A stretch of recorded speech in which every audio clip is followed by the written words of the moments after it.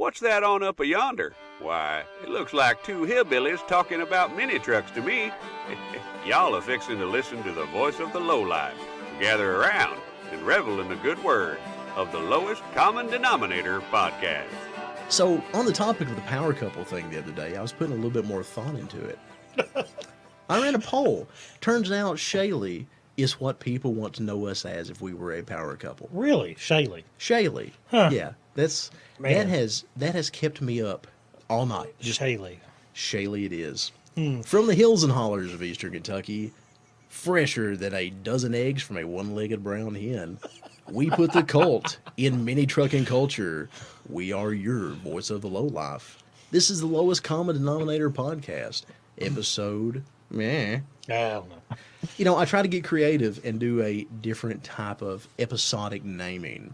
So I did Volume 1, Parts 1, 2, and 3. And then I did Volume 1, Part 1A, Part 1B, Part C. But at this point, yeah, I tried. I just clicked on autoplay. Well, you know, people like you make all of my efforts for naught. So I know. Thanks. This is my point. This is a fail for Shaylee. This is a fail for Shaylee. Does that mean you're going to take our pink flamingos out of the yard? Don't kick me out of my trailer. This is episode 5 of the Lowest Common Denominator podcast, and this is one that we have been teasing for quite a while. This special episode we will refer to as Everybody Hates Jeffrey Dillard. But you all should hate Jeffrey Dillard, you mother... Man, I'm gonna I know you're gonna have to hit the chicken Well, button. I want the donkey noise. The donkey noise sounded like gay porn. I want the donkey noise. It's too funny to not use it. Use it anyways. We have a special guest with us today. A special guest that is making his debut on any episodic program like this, and he has been kind enough to give us not only his undivided attention and his critique before and I'm sure after the episode, but he is opening up his story for our listeners, for our whopping 8 listeners. Are we at 8 now? Man, we have tripled. We have tripled. Yeah, that's actually the lowest common denominator thing, you know, theoretically, mathematically, that's not exactly. All right, moving right along. Today's special guest is the founder of the largest East Tennessee show this side of the original Pigeon Forge Mini Trucking Nationals that ran for an unprecedented, oh Jesus, I hope it's going to be 15 years because that is what I'm saying, and he will correct me when he comes on. The largest show that Morristown, Tennessee has ever seen. And again, one of the granddaddies of all of the mini truck shows in the mountains. I'm sure you guys know who I'm talking about. Jeffrey Dillard, thank you for joining us on the Lowest Common Denominator podcast. Absolutely. Glad I could be part of the 8 listeners that actually came up here and did their thing. We are actually up to 8.5. I'm watching the live feed right now. We are up to 8.5. So and my ratings are going through the roof. You know, if we had a Nielsen box like they did back in the 80s, it would be blinking and going nuts right now. You think so? Because I'm telling you. We are. I hope you all have a operator ready to pick up a call. You know, for only donating $39.99, not only will you get limited access to the Jeffrey Dillard episode, but you will get an American Wildlife Fund purse that has been scratched out, and we actually wrote LCD podcast over the embroidered logo. Is there a raccoon on it? Operators are standing by, ladies and gentlemen. Operators are standing by. Yes, no, it's a panda. It's a sad panda because, you know, we should have a sad panda as part of our character that we're getting worked on. So, ladies and gentlemen, let's get back to it right now. Again, the ADD's kicking in because we're truly excited. We're excited, and we've put him off enough. You know, our scheduling has not exactly worked out. You're a busy gentleman, and we play that part on the radio. So, again, thank you for being here, and we're going to do something that nobody has really done in a public forum, is we're going to talk to you about the history of your massive show. But more importantly, we're going to let people get to know you just a little bit. I have had the opportunity over the years to learn you, and everything I have learned about you has been nothing less than stellar. And this is not me sucking up to you because you're on the show. I couldn't give two less about your feelings. Now you got donkey noise right there. Yeah, that's going to be a cluck cluck when you hear that. So that soundbite came at 4 minutes and 39 seconds, and I'm stealing that, and I'm going to use that again. I got plenty more if you want them. We are all about some animal noises here. But no, in all sincerity, we're excited to talk to you because that's something, and we use the name of this episode, Everybody Hates Jeffrey Dillard, as completely tongue-in-cheek because I've never understood why. I don't either. I don't get for it. somebody that has contributed, and I'm not trying to flatter you. Again, we've known each other long enough at this point. That is not my personality. Oh, absolutely. I cut it. I try my best to cut it very straight. If I like somebody, I like them. If I think you're an tell you, and there's no ifs, ands, or buts about it. But that being said, and that's why we've always gotten along. Well, I think super highly of you, and above and beyond anything personal, I think unbelievably highly of the things you have done, man. And I'm already getting excited to talk about this because I've never really sat down. You were kind enough to buy me dinner last year in Nashville, and I thought that was super cool of you. When we got to sit there and BS for a few minutes, and I got to learn some things about you, like the law school thing that I never knew about you. And when I walked away from that conversation, I'm like, there's a lot more layers to the depth of him, not only as a show promoter, but just as a person. And it really made me surprised how somebody, and I don't want to say lineage because that's not what I mean. I'm searching for a word here, but somebody with your accolades got into the mini truck world and built truly, and look, I'm just going to go ahead and say the largest show in Tennessee. Technically, the old Mini Nats had a larger crowd, but some of Jeffrey's best years, I'd say, were neck and neck with the biggest of the Nat shows. So we'll just go ahead for the point of conversation. It's easier for me to say largest show in East Tennessee. Largest mini truck show in Tennessee. Yeah, it's easily that. And in all sincerity, especially in this century. I mean, think about it. Oh, yeah, definitely that. The Nats ended, for all practical purposes, in 2002, the Pigeon Forge variant. And I actually still have a letter framed from Erlene Teester, who was then the city manager and is actually now still the city manager. So I'm curious how old she actually is. But the city manager of Pigeon Forge, that in a not so nice way, pretty much said that mini truckers weren't welcome back. So the biggest show in the 90s, and then Jeff went on to create the biggest show of the 2000s.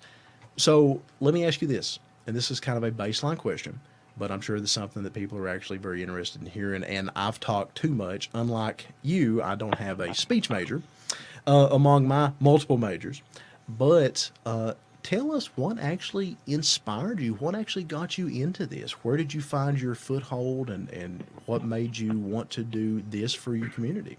I am actually so glad that you brought this up because I was really trying to figure out, I've had a week to think about where I want to start with this, and it would not be fair to start this without bringing up the fact that my middle brother, he got me started into vehicles, and we redid a 1950 F-100. I always went to Pigeon Forge with him. I always saw everything going on. And that was when I was 14, 15 years old. He moved away and went to college. Still had the car bug, still had the everything. And then I found a group called Simple Images based out of Morristown, Tennessee, which included Biggie, Fatty, Sketch, Jelly Bean, Jug, Tanya, Denise, Chad, the whole crew, Dave, and they just kind of took me in under their wing. That was impressive because I couldn't remember that many names. That is really outstanding. And Fatty's one of my best friends in the world. We still stay super close to this day. I've not spoke to really anybody else on that list, but I do have faint memories and some pretty fond memories of a lot of those guys. Absolutely, as do I. And I was a kid. I was by myself. I had a 93 Accord and a Toyota Tacoma pickup truck, 97. That I actually came up to a show that I think you know about. We'll get into that in a minute. Yeah, we're not going to get into that. So, but I do remember we are. I do remember the maroon Tacoma on 24s. And you will also note, we'll get to that in a minute. We're going to bring you up. You're just going to get used to that. And so they took me in, was part of their club. They showed me a show, went to slamming and jamming with them, all that stuff. And I saw Charlie Cobble. And it was the first huge show I had ever been to. Well, Simple Images, we were talking, we were wanting to do a show, we were wanting to give back to the community, United Way, things like that. Sure. Or no, I believe it was Children's Hospital at the time. Okay. And now that show, the one you guys started as a club, correct me if I'm wrong, the name was Showing Off for a Cause, is that right? Showing Off for a Cause. I actually attended Bargain both Lot of them. Furniture. Oh, I remember it at that T intersection. Yep. And so we all got started there. It was a one-day show with me having a part of a marketing major. I helped promote it, obviously, as anybody would with my set skills. at the time, or at least I was in college. I was cocky and arrogant, thought I knew it all. You know how that goes. Oh, trust me, we And all so, do. I'm still cocky and And so, arrogant, you and know, I don't deserve to be. I'm a narcissist, so I mean, like, well, hey, we all get along well here. This is why they hate us, right? that's true. That's true. Anyway, so, you know, we did the show, and then I forgot who it was at the time, but we had divvied up some money. You know, we paid back the bills, and then everybody said, okay, let's go in and eat. My young brain thought, oh, I thought we were going to give it all to Children's Hospital. I got kind of upset with that. I didn't agree with it. I did not go and eat that night, and I just kind of separated from the car club. Well, that next year, and I was also doing it and helping because it was part of my senior project as a marketing person. Okay, very cool. And the group at the time, all those people I mentioned, never knew that I was doing this as a marketing project. And they didn't know that they were being studied in interactions and how stuff was going on. Well, when they found out, obviously, everybody wasn't really happy. Wait, time out. So they weren't happy that they were actually being, quote unquote, studied? I mean, what was the big deal about that? No, not at all. Because I had come out at the end, you know, as a part of your project or my thesis, I had to have an issue that arose between the group. So I then went on the internet, like everybody loves to do at that time, with Street Source magazine. Oh my God! I got on there and I blasted out the club business just because I wanted to see what the reaction was going to be, and that they took the money and they went to eat. Only some of the proceeds went to children's. And again, me being young, I didn't understand that was okay. Well, you know, we were all out there working. At that point, you didn't understand, in all like sincerity, the difference between profits and proceeds and the nomenclature and such. Exactly. You know, that's one thing on the H word, and we don't say the H word. While we were a non-profit show, it was okay to keep some seed money back, you know, for advertising for the next year, because that's how you have and to. At that point, that's business. And we always fed my staff. Always. I mean, they're nice enough to volunteer. We're going to go out and eat. And so I understand, you know, where you're coming from. I got you. You know, 16 years later, I totally understand it. I totally understand why they were upset. I'm not really sure why one of them said he pushed me off a bridge, but, you know, I get that. When we're off the air, I want to hear this because I don't even know this. About my jaws on. Oh, wow. Well, I remember it vividly. It was raining that day. He called me and told me on the phone. Wow. Wow, okay. Anyway, so all that had happened and transpired. Well, obviously, so the next year, I decided to do, as my final punch, I was going to do it on my own just to see if I could, to see if they, you know, if I learned what I was supposed to have in my prior year. So that created Laid Out at the Park. My first year was hosted with a club called Low Trends that I actually became part of. I met them at Slammin' and Jammin', and we hung out. We got together. They were able to help me because I was still in college. I was still down there. And we hosted a one-day Laid Out at the Park at Frank Lorino Park in Morristown, Tennessee. And it was going to be held 2 weeks after Simple Images did their second Showing Off for a Cause. I didn't know what I was getting into. I didn't know who was going to show up. I didn't know anything about it. Well, that's funny because I always so it was not the same date. See, I'd always heard that it was the same day, but turns out you actually planned around them. I did. Okay. I waited, and it was 2 weeks after the fact. It might have been one. I'm pretty sure it was two, though. You better be careful, Jeff. You're painting yourself as not nearly the but we all think you are.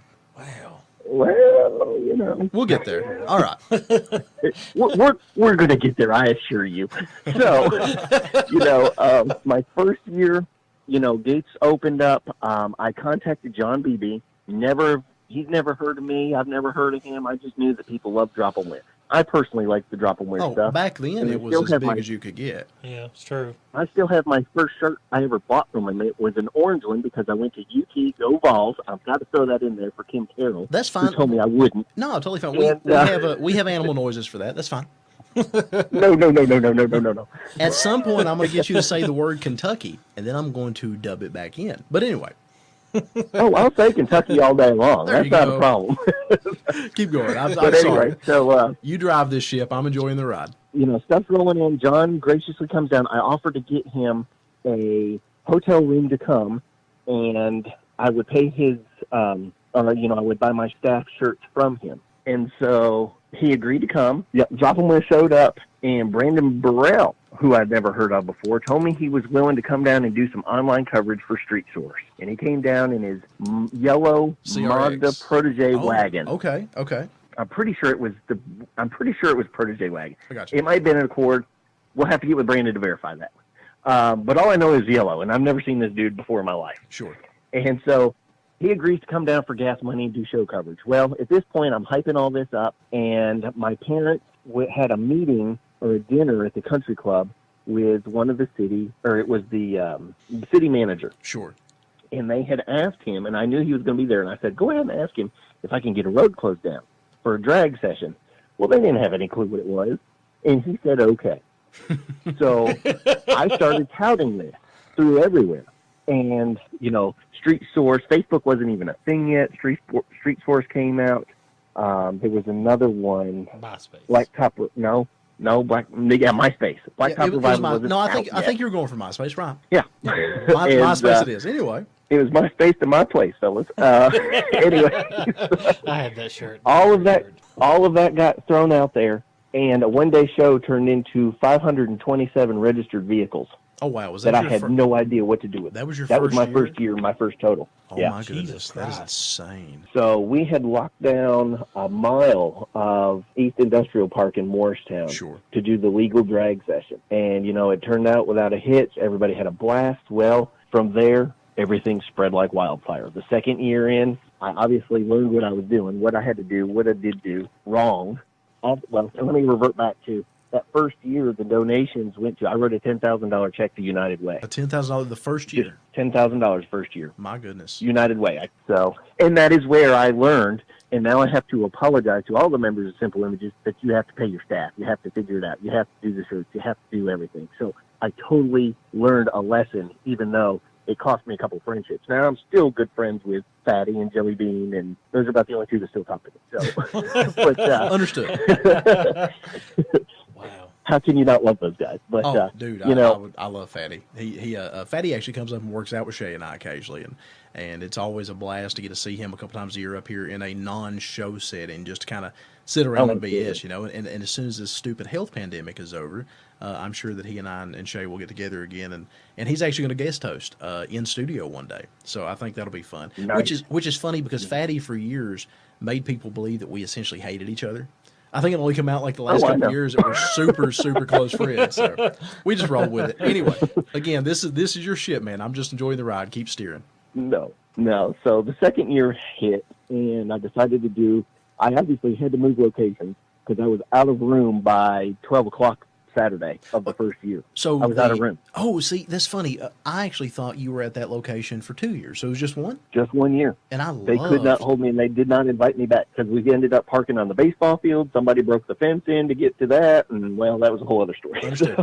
Understood. But anyway, so fast forwarding, we moved to the second year. That's where it becomes, we're doing the legal drag. The city loved it. The hotels loved it. We're selling out. We're doing stuff. No question. And that's where the first 5-lane wide, 8 or 9 deep drag session happened in the U.S. that I'm aware of. Brad Mercer just passed away. I don't know if you even knew that, but no. Actually, no, I didn't. That's news to me. He passed away 2 months ago. Well, no, about a month ago. And wow, he was the first video company that agreed to come and film it. Now, Oliver got word of it. Was that Concrete? That was Concrete Video. Yep. No, man, I had no idea. He was actually, it's funny, he was actually the first video company to ever come do the H Word as well. Yeah. Wow. Yeah. And passed away, had some cancer. He thought he young. cleared it. It just didn't happen. He would have been, early 40s? He just turned 40, yeah. Jesus. Wow. Well, that went dark quick. Anyway. Yeah, we're going to lighten this back up. But Oliver showed up. All the magazines had gotten word of this. Brandon did. He came back for my first year. And, just every magazine known to man was out there. Right. And it just grew and grew and grew. And eventually we got up to about 1,600 entries. Wow. See, I never knew the largest year. I knew that it was absolutely nuts. And I knew you'd well broke 1,000, but I didn't realize you were closing in on that 2,000 mark. Wow. Yeah. That's and if anybody has been into Cherokee Park, we literally were judging vehicles near the boat ramp. Jesus the year that we Christ. maxed out.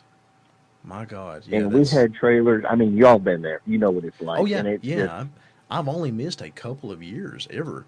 I was even there for the famous Laid Out the Glacier year. Oh, yes. Yeah, I still have the staff shirt. You Yeah. more than took care of me, and I think that I would judged a whopping 8 vehicles before I said, "Yep, I'm freezing. I'm going to go hide in the truck for a while." That sounds about the right speed. That's okay. That literally sounds. But it's still a badass shirt.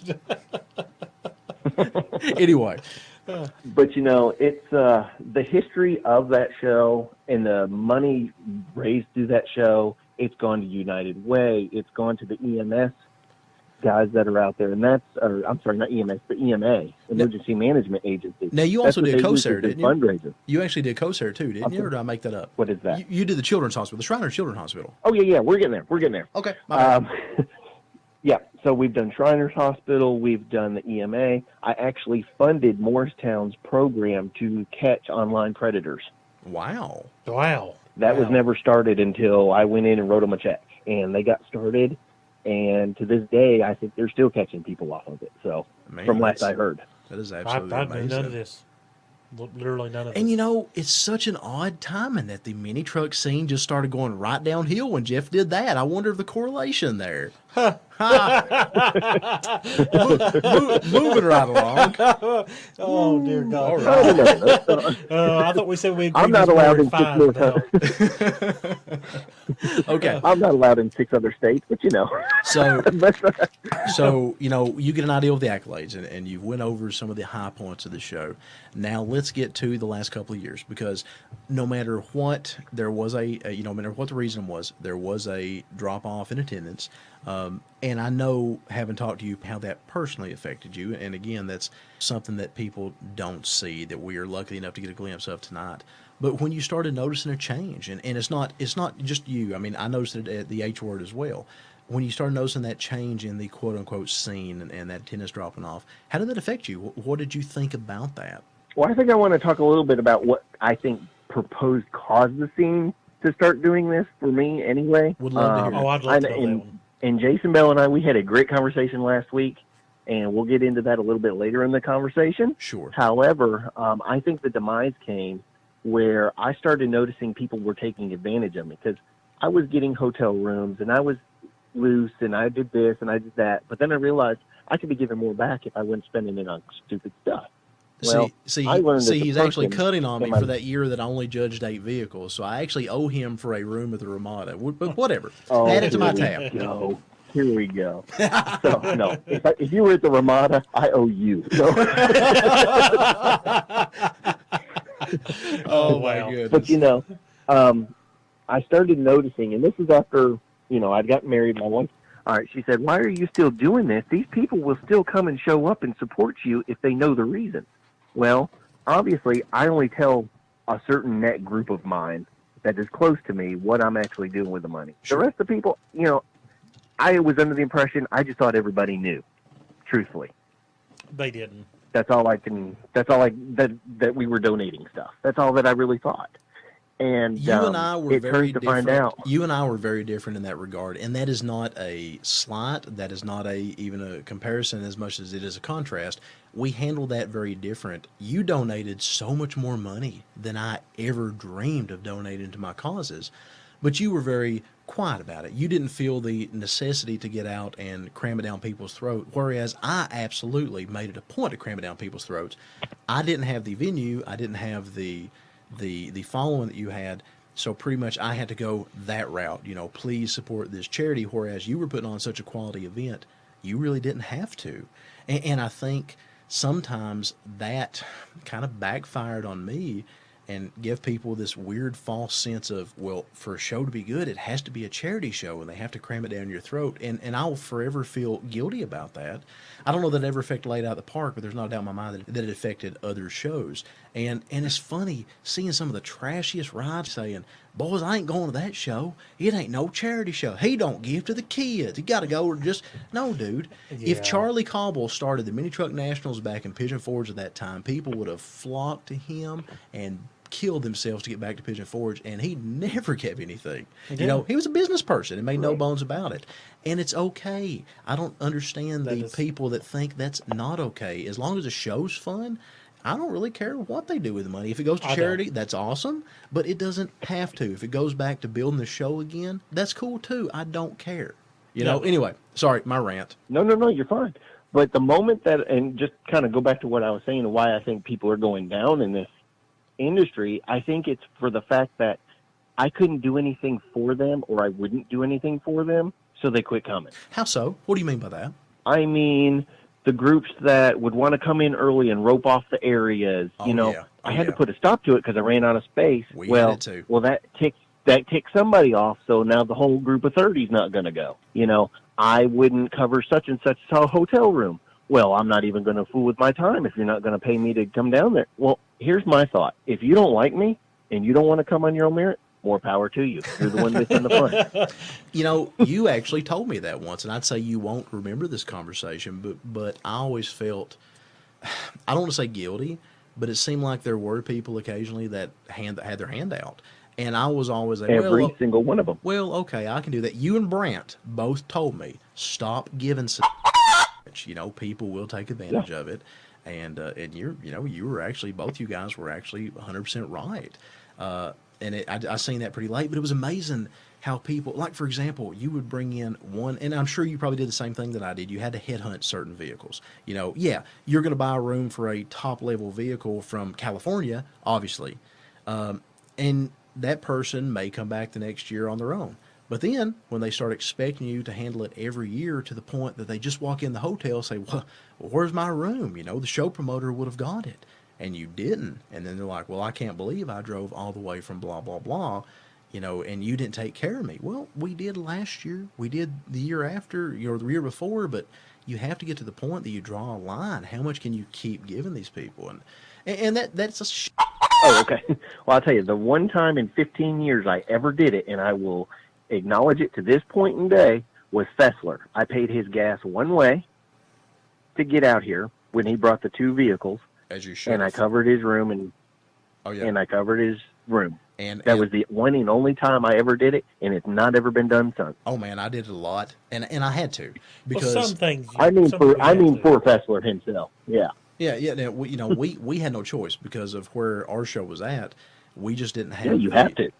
Nobody's going to come to that town. At least you had internet access. Jesus Christ, you had interstate access. You had a wonderful location, and I just didn't have that. So that's amazing, though. I figured you would have done that a lot more times. I mean, to me, that's just kind of par for the course. It was the one and only time. Wow. Yep, and I offered to have him do it.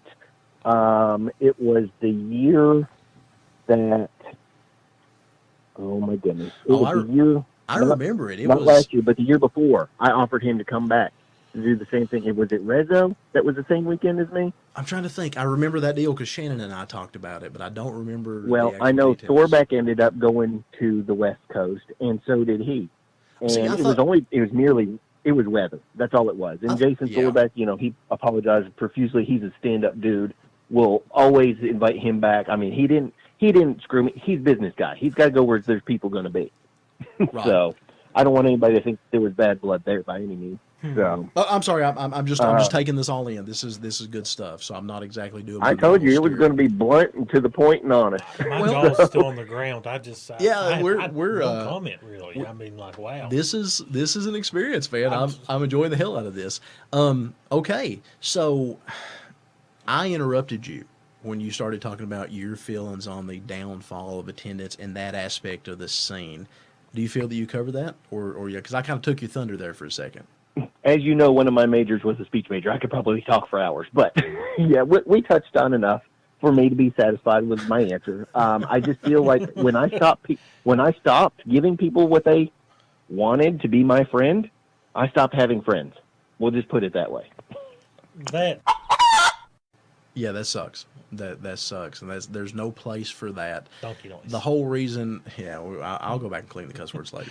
The whole reason we're into this stuff, at least to me, is the camaraderie. Shay and I have talked oftentimes. It's not the show, and it sure as hell isn't the recognition. It's the journey. It's the build-up. It's the anticipation. Those things are so much more fun than the actual climax of the event. I like the road trip, and I like hanging out in the parking lot and going to dinner. After the show, more than the show itself. Absolute best part. So, yeah, I mean, I don't know, man. I've never envied you in that one. Well, for me, to be the promoter, and I'll be honest with you, the last 5 years I've been bored with my own show. Okay. But for me, and it was first building, and it was the first thing. I always went around to every hotel to make sure everybody was happy. I tried to say hello to everybody, and it got so big where I could not say hello to everybody. And I think that was also some of my downfall. I tried, but at that point, stupid stuff was happening at the hotels. I had one guy jumping off the third balcony, drinking his own piss from his Jeep that he beat the crap out of. And so, I had to make, I was also a officer at the time.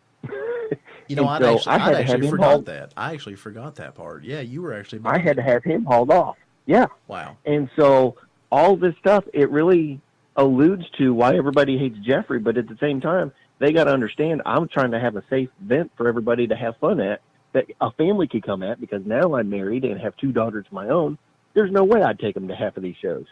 Well, no way. In all sincerity, though, it's kind of funny. The shows that you and I used to go to that will have more of a hard edge to them. You're in the same generation as me. You are younger than me, but, you were around the same time. The shows that I used to go to, and I have literally seen people pee on cop cars from the Riverside Tower balcony and push couches off of hotel porches onto vehicles below, and just insane stuff.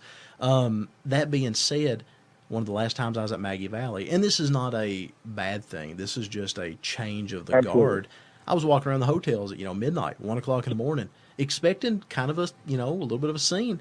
And there was and there was people out sitting on tailgates, playing like frisbee golf and games like that, and cornhole. I'm like, what happened? This is jail's overrated. It's jail's overrated. It's definitely different now. And laid out the park, the Apex years were when things were pretty damn rough too. So you balance that very well. I have seen some things at the former Super 8 of Morristown, that I'm sure the statute of limitations has not ran out on, that I can't even talk about. And nor will we. No. There is one particular story that if I get Drop Jaw Glenn Pilgreen on here, I'm going to call him out on a story from the Super 8. But that's not for this episode. We'll save that another time. So anyway. I'll welcomely come back for that. We'll discuss that off air. This is great. This is great stuff. I'm literally, Shay and I are both standing here kind of just aghast. This is unlike anything we expected, and I'm sure people are going to love this or hate this, or they're going to react if there is nothing else. So thank you for making us relevant for a few minutes. Okay. Wow. So you said you were bored with the last few years of your show. Why? I mean, what's going on there? What are your extrapolate that out a little bit? And you touched on it. You and I came from a different generation of trip shows. Sure. There was nothing, the Freaks, the East Tennessee Freaks, I will always throw an accolade to them because they have always had my back, regardless. Even between the breakups internally and everything else, I know for a fact the past couple of years, if I asked a certain members of those groups to help me watch my mom up at that front gate, it didn't matter their differences. They came together and they had their backs.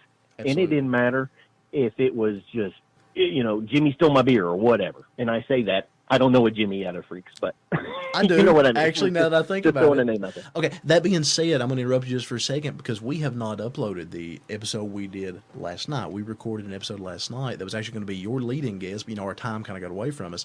Interviewed a guy named David Withrow. I'm not sure if you've heard of David, but he put on a show in West Virginia called CL's Finest. And it was a big show for 13 years. Now, not your size, but it was closer to Heritage, with 300 range, stuff like that.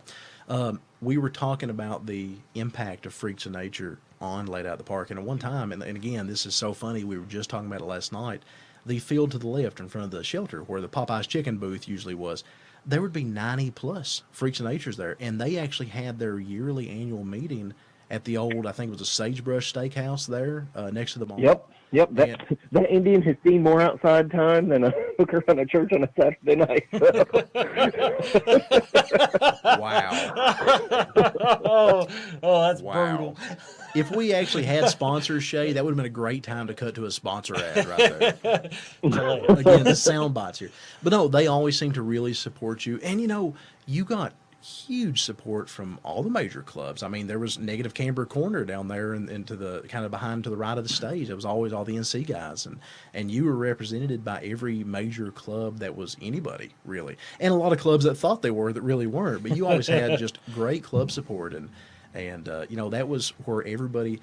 that was their point of demarcation for the new year. You know, we all have to go to laid out. And there's still a bunch of people, myself included, that is heartbroken that we didn't have that show. And, of course, it's kind of a moot point.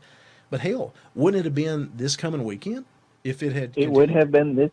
Well, had it not been Easter and it had not been Corona 2020, right, it would have been this weekend. Wow, So right now, I wouldn't be recording this. I would be in a garage trying my ass off to get something together, and probably still wouldn't make it in time. But I would come and collect my pre-registration. You would have rolled in. No, I would have still seen you regardless. I always show up, even if it's for a few minutes, man. And that's last year I come and made a beeline over to Dan Harvey's booth and sit there and talk to him and Shannon for a while, and it's just. I don't know, man. I already miss it so bad. I can't stand it. Talking to you, reminiscing about this makes it even worse. So I'm going to go ahead and put you on blast here. I mean, I miss it, and we hate the thought that it may not, it may be gone. So have you had thoughts about potentially revisiting it in the future? As I said we would get to this point, I spoke with Jason Bell this week. Sure. And unfortunately, he's having to ride this. And not just him, but all promoters right now are just going through heck and back. And I couldn't even imagine dealing with it because I've had some medical stuff that I had to deal with. But you threw this on top of that, there's no way I would have even been alive at this point. Yeah, I don't think it would have happened this year. Like I was talking to Lee yesterday, actually, that the people that called off their shows this year was a good decision, even though that wasn't their intentions. Dude, they're heroes. I mean, legitimately. Absolutely. And there is a regional. Go ahead. No, I was going to say, for everybody that's listening, that if you don't get your money back, that's okay. You're still helping support the scene by those guys being able to save that back and put on a bigger and better show for you guys next year. I mean, that's what I want to get out. Like, these guys aren't pocketing your money. You're not doing that. We have absolutely harped on that point. Mm-hmm. That has been something we've addressed a couple of times. Told you didn't listen. We've actually addressed that a couple of times. I listened to the first 50 seconds or so. Okay, we'll see. I'll take that. He heard the intro music, so good enough. Good enough for me. Content don't matter. Well, I'll tell you what. Where do you think your half came from? No. That being said, that is something that we did address, so in all sincerity, before Jason actually made the decision to to postpone Mini Nats, we even said, look, guys, it's $30-$40. And God, I sounded like and I have so many friends, and I have been there where I was counting quarters, and you've been there too, Jeff. I mean, going out the first shows. And stuff, I have been. We're counting our dollars, counting our quarters to see, crashing in a room with 15 other people, and luckily we have been able to. I don't miss that. I don't miss that. I really don't miss that. We've managed to do the point we can at least afford to own a hotel room now. Yeah, that's the most important. But that being said, I'm not throwing off anybody for that. That's how I got my start too. But at the same time, this is a hobby / lifestyle / whatever you want to call it scene that takes a little money to play. It ain't cheap. If you can't afford to play, get the hell out of my scene, man. Find a new hobby, because if you can't afford to eat $30 or $40 for the greater good of bringing a show back better in the future, or at least continuing its existence, if you're going to go online and whine, moan and groan about it, again, find a new hobby. Yeah, it's true. We said the same exact thing, and not trying to steal your thunder, but agreeing wholeheartedly. If shows are canceled and you've paid a few bucks, it sucks. But you know what? Chances are those show promoters will honor your registration the next time anyway. It's not like they're just going to throw it in their pocket and run off and go to strip clubs. It's not like they intentionally took your money and canceled the show. Yeah, it's not their decision. Yeah, I mean, this is a global thing. Jesus Christ, the NCAA basketball tournament got canceled. The Masters got canceled. Oh, my God, have I heard about that tournament many times. Did I tell you the NCAA basketball tournament got canceled? This is the worst March ever. So, and then what I heard is Tennessee was going to beat Kentucky, so I got your Kentucky in there for you. The look on his face is priceless right now. Oh, it's a great look. And you know what else is great is that I can twist those words to say anything I want. Oh, I know you are. Jesus, no. Clap, clap, clap. No. There you go. I got to ask this. Towards the end of Laid Out the Park, they actually become a big presence for audio there, wasn't there? Yes, and I did that with... obviously the numbers were going down. Jason has a thriving show with MiniNet. Props to him. I'm glad that he is. The shows are going to ebb and flow. I've grown to know and understand that the older I get.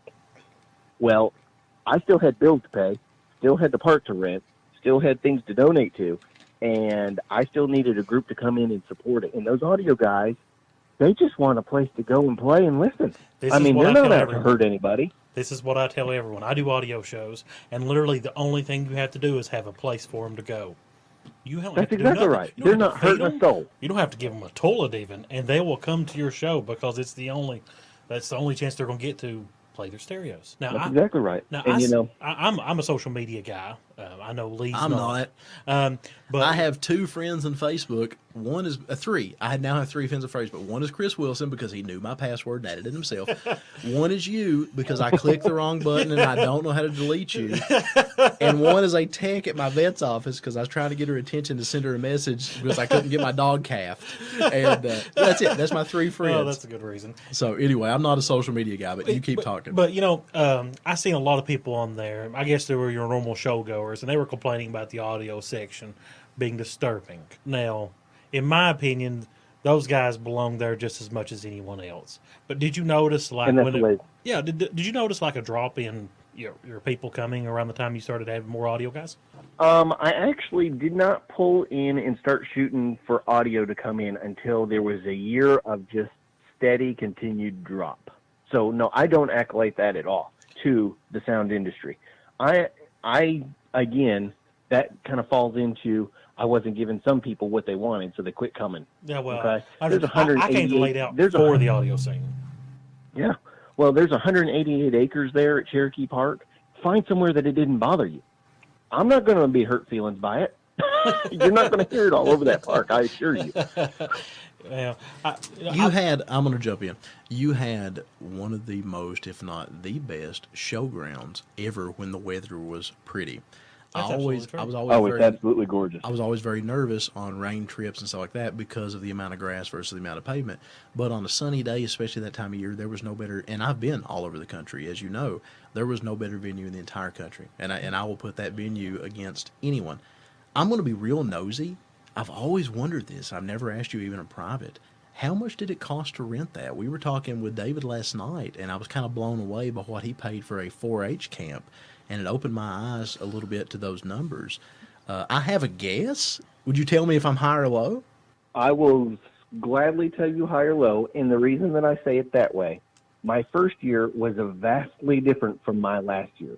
I imagine it was. And when you watch listen to the episode that we did with David last night, one of the biggest reasons why he's not going to listen. Well, if you do, one of the biggest reasons was that he more than tripled his price did. Yeah. Towards the end? My guess. Absolutely. Absolutely. My guess, Jeff, is about 5,000? Oh, gee, 5,000. Won't touch it. You're kidding. Really now? No. Oh, no. My God. They must miss you really bad. Yeah, because what the hell else goes on down there? I don't know. Skeet shooting and disc golf? Basically, that's it. Jesus. Okay. Now, I will tell you this, too, in fairness to that county, in fairness to the park, I worked myself a position where the county mayor actually hired me as the county events coordinator for that facility. Sure. For 3 years until my contract ran up. So, there was nothing else going on in that place other than the 4th of July celebration. So, wow. With that, now again, there's nothing going on but the 4th of July celebration. So, I'm going to throw an alternate theory out. I think that what you consider to be kind of the start of the drop in attendance, I think the cops started to get a lot harsher. I heard that. And, I've seen, now personally, I have witnessed local police pull over vehicles and claim they were dragging, and they weren't. Absolutely. In fact, my dad, the attorney, was with me at the time, and the guy in front of us that was supposedly dragging, the police officer busted and wrote a huge fine to. Dad wanted to go to trial because he wanted to come testify because it absolutely did not. No. Did you notice an increase in the negativity of? Because I've been through that to some extent. Did you notice an increase in negativity of local police officers or officials? So that's just it. I always hear stories like this, and I have to call them stories because that one I personally wasn't there. Sure. Right, and I didn't have eyes on it. Now, when I go to the city council meetings and the county commission meetings, everything was fine. We didn't have any report records. You guys are great. Keep coming back. Wow. Blah blah blah. Well, they were making money off of them. I don't. Oh, absolutely. Yeah, it happens. Yeah. Absolutely. Now, there were a few officers that were higher level that always had my back. And I would always tell them which areas to kind of watch, because I knew where the rowdiness was going to be. Super. But, I did it again, and we're going to recap back to an earlier conversation in this interview, that I was there to protect people while they were there having fun. I wasn't there to be a jerk. I was there to make sure that they weren't hurting themselves or others. Right. And so, yes. And you have to run a healthy balance. I mean, I understand. You can't let a free for all. Sure. Interesting. Very interesting. It's interesting to hear you say that. So they never told you of anybody doing anything that they got ticketed for? No. And, and again, myself, I would personally go to every hotel every night of the show and hang out in the parking lot. If something was going on, I would try to make sure I was there first before the officers got there so I could talk it down. Sure. But if they were belligerent, kept doing burnouts with kids walking around, guess what? I'm going to turn them loose on you. I'm fine with that. I mean, that's fine. And that's kind of another reason that I think that, and this is a great segue into what I really think has happened for the I'm going to interrupt you, Jeff. I'm going to interrupt you, segue or not, because at this point, can you just run this show? Can I call in occasionally? Because you're doing a much better job than what we normally do. This is, this should be literally the LCD podcast with Jeffrey Dillard and random guests, Lee and Shay. Okay. So anyway, continue your segue. But this kind of brings up to where the year of the incident. I know it's got to be talked about. I have to face it dead on. I was the cause of that incident. Jeffrey, I'm not being I actually really don't know what you're referring to. I don't either. I'm drawing a little blank. Okay. Well, great. You two must be the only ones in the mini truck world that have no idea. I don't do social media. I don't know what his excuse is. I hate humanity. Right. Well, the truth comes out. We're both kind of sociopaths. Somehow we're friends. But. Yeah, that's what happens. Well, the year that I had people ran over in the park. Oh, I remember hearing about that. Did I know about this? That was 2000. Let me think. What is it now? 2020? That was 2016. Okay. It was probably up there with our largest year.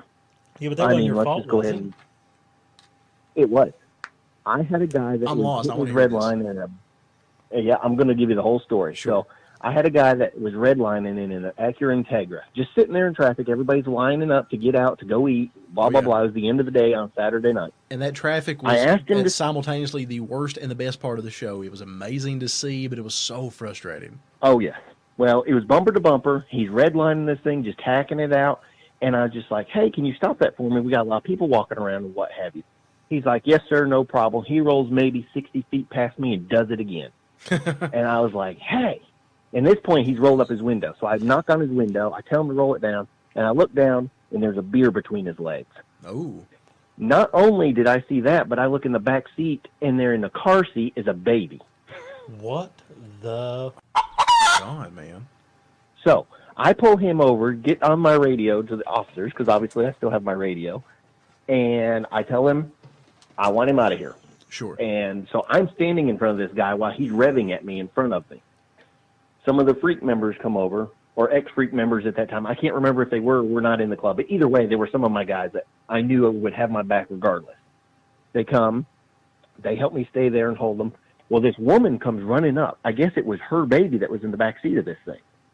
And they ended up getting into a tussle over there in the freak camp. And this is the most Jerry Springer BS I've ever heard, but okay. Oh, you have no idea. It gets so much better. Wow. And so they're fighting. At this point, this guy gets out of the car, runs over there, joins in on the fight. His girl turns in, gets in the seat, and starts chasing me in the park with the car. What? Trying to run over me. Oh, my God. I'm not even kidding. Wow. I've never heard this before. Hey, everybody hates Jeffrey Dillard. No, apparently she really did, man. Wow, dude. Well, come to find out that the other ones get in their car, they run over one of my security guard's foot and then run back over his leg. Jesus. After they knock him down. They go through the woods while this other one that's trying to chase me finds the park ranger and starts chasing after him while he's on foot. In the car? In the cars. These two are both now in cars. One of the other members of the freaks reached in to try to grab the keys out of the ignition and end up holding his arm, dragging him up the drive. Oh my God! Out into the main road. So that's the part I heard. Jesus, that's the only part I heard. I didn't hear none of this other stuff. None of it's ringing a bell for me. I remember reading online. I was like, well, they were drunk. So how was this your fault though? I don't understand. Something. It's your fault for stopping somebody like that. I stopped in, and it was a Hispanic couple. They were speaking English fine to me a minute ago, and all of a sudden now it's in Spanish, and they don't understand English. Yeah, no entiende, right. And so, I was trying to be respectful as I could, but that happened, and I saw that kid, and I just lost it. And so all that was the start of, because I was not going to let some jerk drive with a kid in the back. It is what it is. You were right, man. So, it's not your fault. Anybody on here that's listening, it wasn't his fault. Jeff was trying to prevent drunk driving and child abuse. You're such an... Yeah, man, what a prick. God. Oh. No, man, honestly, I'd never heard that story. That's an epic story. It rings a bell, the dragging, when you said dragging a person, but everything leading up to it, I had no idea. That's amazing. Why didn't anybody shoot at them? I don't. Do people not have guns in Tennessee? Is that not a thing? So they have muzzle loaders. They have muzzle loaders and flintlocks. Davy Crockett. We're like Davy Crockett over here. Here's the birthplace, okay? No. Awesome. There's another fun UT fact for you. There you go. If I imagine seeing something like that in where we're from, I would imagine that everybody would pull out a gun and they'd fill that car full of lead. For the record. Honestly, it was happening so fast, and all I kept thinking was, I saw my guy get run over, literally by the vehicle. They ran over his leg and backed up and did it again. Jesus. So he'd stay down. And it's just like, what did I just watch? Man, but to be honest with you, might have saved that child's life that night. Yeah, man, you may have kept somebody from killing somebody. Yeah. Taking a life that was, not even started to live yet. So not only is he a philanthropist, and not only is he a successful business person and show promoter, but he's also an honest-to-God hero. A real one. That's awesome, man. Captain America. And a police officer. And a police officer. He was a police officer. Yep. Oh, wow, man, that's just the greatest episode ever. This is fun. This is the most entertaining thing I've ever listened to. I've already tore up my notes, tore up all the questions. Why do you need them? What the hell? Jeff has really threw it all out there. Oh yeah. I mean, whew. He got ahead of anything I could have possibly asked. I'm literally sitting here with my hands in the air, going, "Now what?" This is. Now I want to ask you this one. I'm an audio guy, and I do my audio shows every year, as you've heard me say. How do you think the guys are in audio? Do you think they're more respectful? Be careful, Jeff. It's a trap. Like, are they more likely to show back up no matter what?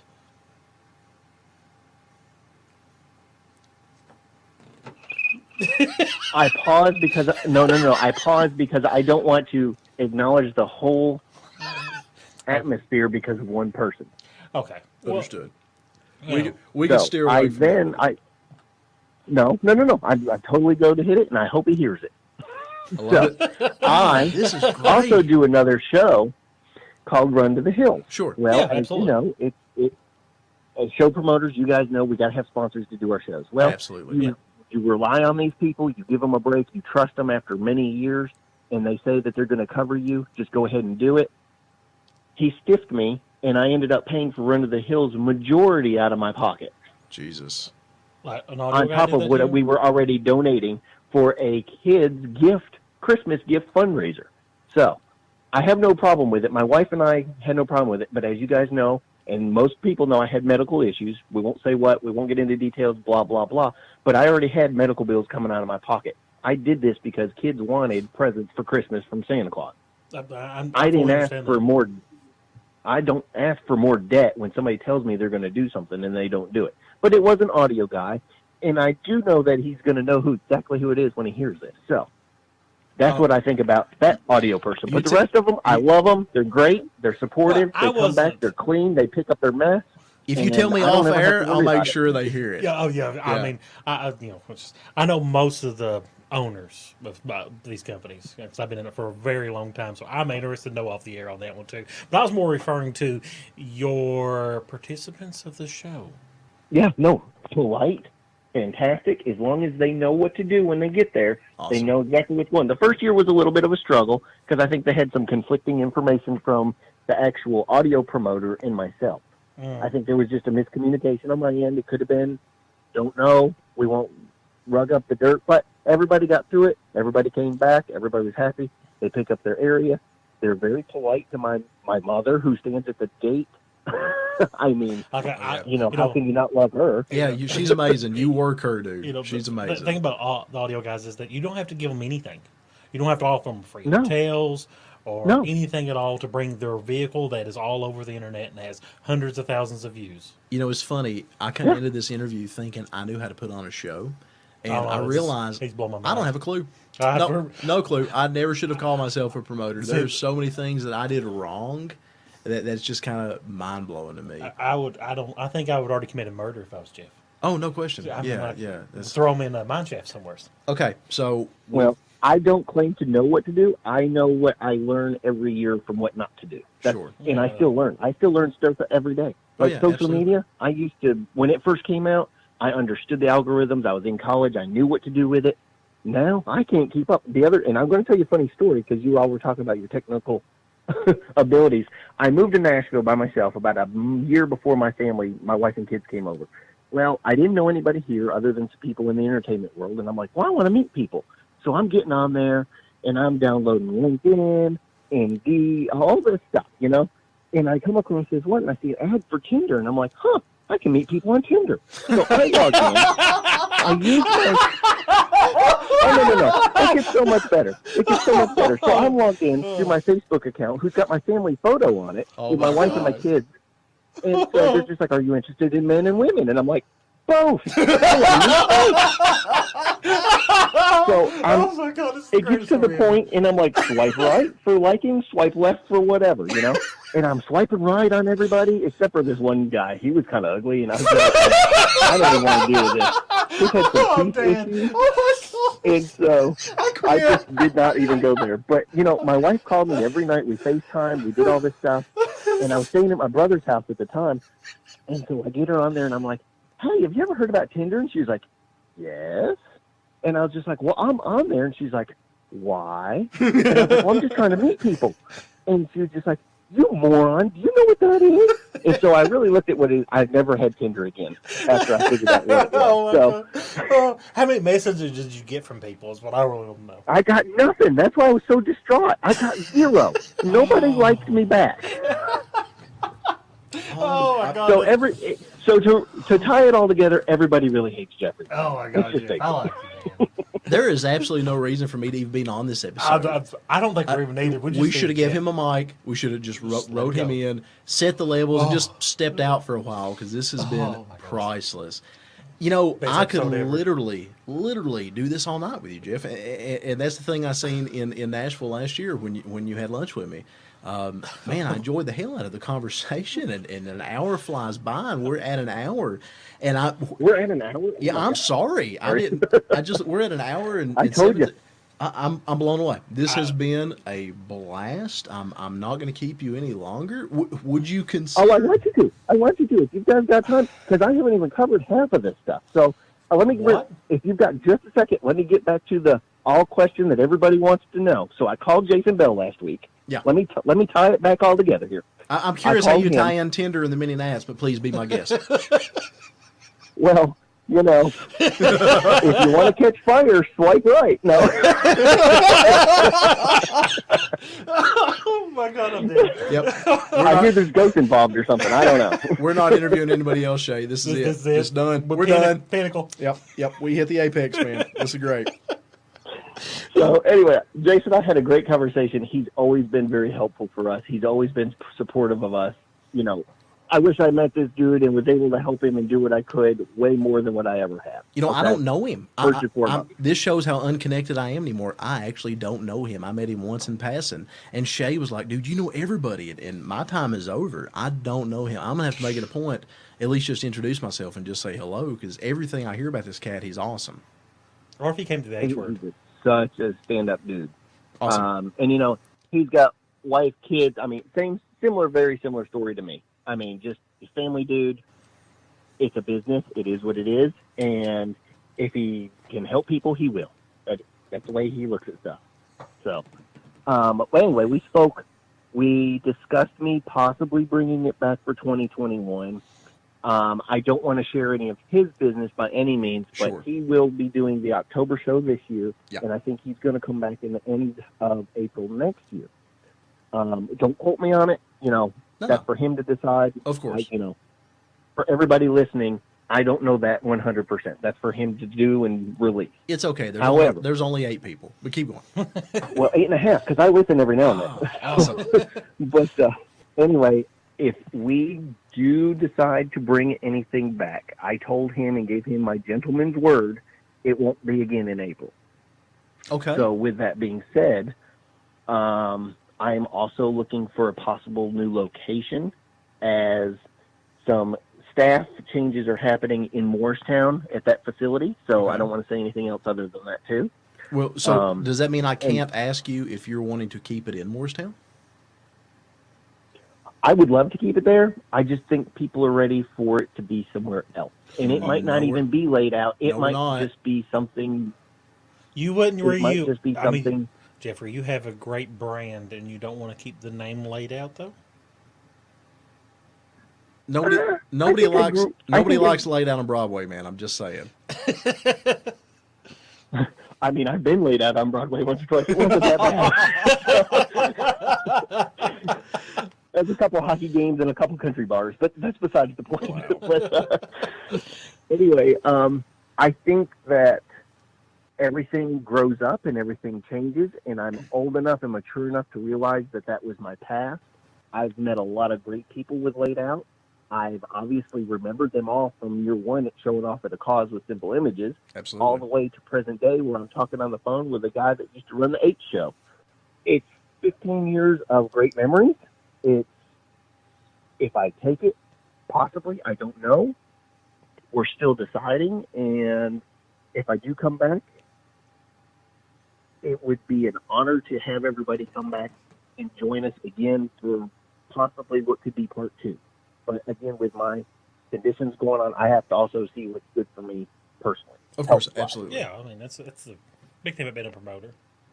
And that is, that's no BS's, that's no nothing. If I do move it, it's going to be a different name.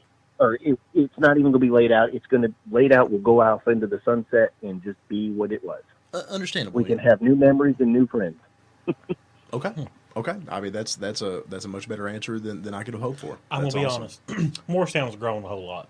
And moving it outside of Morristown into a small town, I don't see any problem with it. Because small towns are usually nicer to I have a sneaky feeling Jeff is probably not going to move into a small town. I'm just saying small towns are usually more welcoming to people who bring tourism in. That's true. And that is definitely something to keep in mind, Jeff, regardless what your plans are. Those small towns do appreciate that kind of contribution, and sometimes you can actually get more out of a small town than you can a large city. Just throwing that out there. I have no information. No, and I fully agree with you, because we want to talk about social economic impacts. We priced it out on the year of the hot year. Well, for the year that we did the maximum capacity, which was 15 or 16, I forgot what it was, we farmed it out 7 months.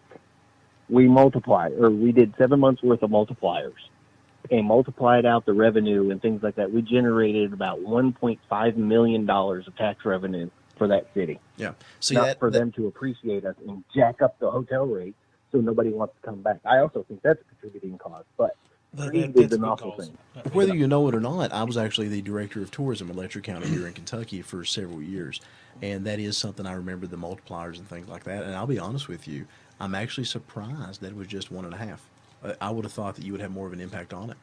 I bet you had $1 million without a multiplier that weekend alone, just immediately injected into the economy.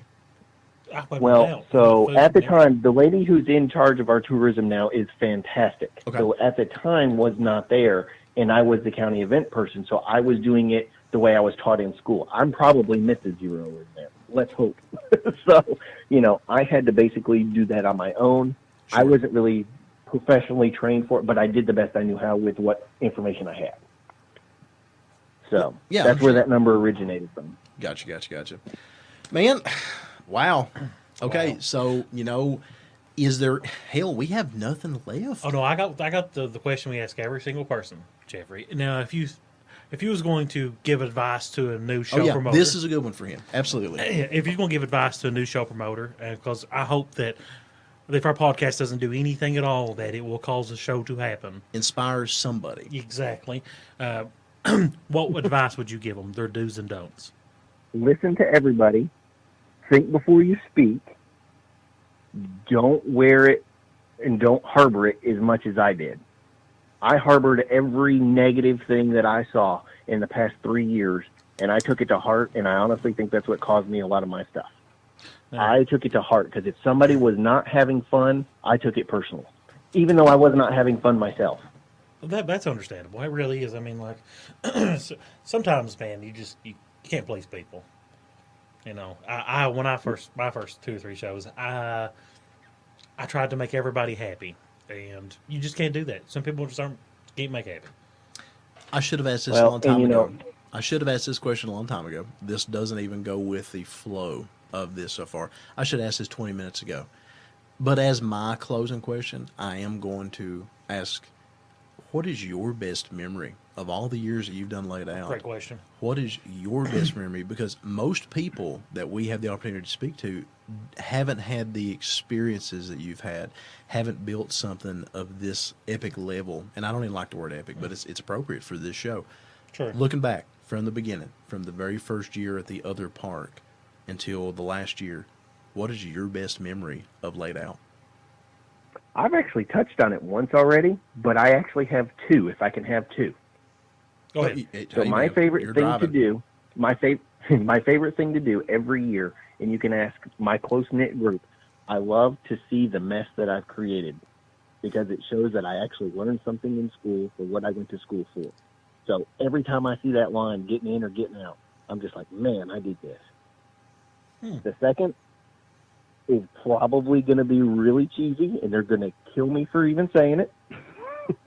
But the year I've talked about the Freaks, and there's some of their separations and things like that. No details or anything like that. But Bobby Wilson and PJ Grooms, they set aside for me 1 year their differences, shook hands, they talked to each other at my show, and that was the most favorite moment that I think that I had.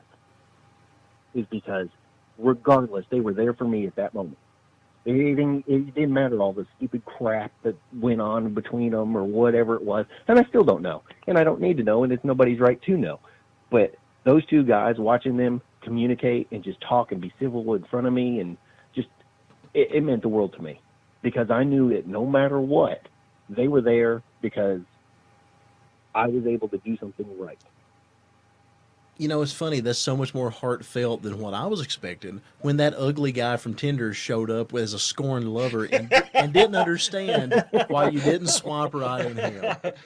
Jeffrey Dillard, man, to wrap up, I cannot thank you enough for this experience. This has been beyond enlightening. We're going to have to do a second Jeffrey Dillard show for this. I have so much more that I could go and just go. So you call me anytime. It has been fabulous. Would you like to continue this at some point? Because really, I'm enthralled, and there's so much more layers I want to pull back. And at this point, I'm shocked. You have literally knocked me off my journalistic podium, and I'm at a loss. I would like to have time to regroup and speak to you again at some point. I absolutely would be more than tickled pink to do it. Jeffrey, man, thank you from me, from Shay, from our fledgling podcast. I think you have done more for us in this episode than you ever will believe, and I hope that you get something out of it. So thank you from the bottom of my heart. Well, I hope that I get nothing out of it, and you guys just ride off into the sunset, and I hope that you don't lose ratings. But before you guys do run off into the sunset, in all seriousness, I do want to thank people that have been with me since, year 1. Obviously, David Caldwell, Never Too Low Ranger. He has been there and been by my side since that boy's been 12 years old. He just turned 30 the other day, so... Wow, that makes me feel old. I remember him coming to shows with his grandfather years ago. So yeah, that one makes me feel old. All right, I'm sorry, didn't mean to jump in. And he still has the truck that may or may not come back out. I'm just saying. Well, that would be cool. Another huge thanks, and I know this could be another topic for episode 2. John Beebe. I would not be anywhere unless John Beebe drug that god awful trailer down that very first year for that one day show. So he has been by my side. I've had people tell me, go make money on your own shirts, go do this. That's not part of it. I've always had that relationship with John. I respect it. And don't get me wrong. I said greed is a nasty thing. I thought about it. I've talked to people about it, and I just can't pull that trigger. So John Beebe, sticking with me from day one. Obviously, I definitely want to do that and thank him. Everybody and anybody that's ever helped me park a car, judge a car, hold something while I went to the restroom real quick, answered my phone for me. I can't thank you guys enough, because I wouldn't be sitting here being able to share my experiences without you guys. So Bobby Wilson, Krista Wilson, their family, they've helped me for the past, 8 years. The Freaks, I want to thank them. Low Trends for actually getting me started on this. Chris Miles, I cannot ever thank you enough to push me to do it on my own. He's actually the guy that created and helped start Low Trends. So I think that's got everybody. If I forgot you, please don't think it was unintentional. It was just something that you get in the moment and you kind of just lose everybody. But worst comes to worst, we have enough material. We have enough material for a nobody likes. Or let's see, this one was everybody hates Jeffrey Dillard. We can make the next one. You probably don't hate Jeffrey Dillard as much now, but ... episode. So I think we have enough material for that, and we would be honored to bring you back on, man. I'm glad you got a chance to thank those guys and rattle that off the top of your head. It proves that you don't forget the people that got you started. Yeah, it's a great thing. Absolutely. And I definitely want to thank the one last thank you to the Simple Image member that told me he would rather push me off a bridge if I was standing in front of him, because that was nothing but drive for me for the next years to come. Jeffrey Dillard from Laid Out the Park fame. Thank you for your time, man. Absolutely. Thank you, guys.